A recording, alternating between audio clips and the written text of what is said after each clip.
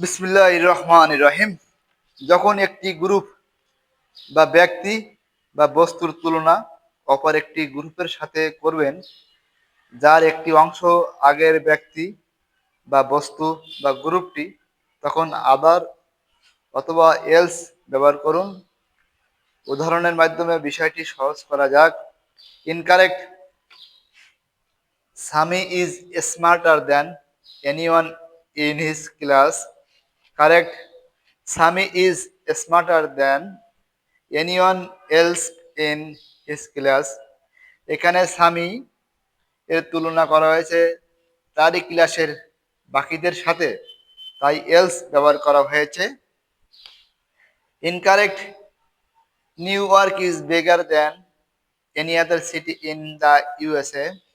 Correct হবে New York is bigger than any other city in the USA.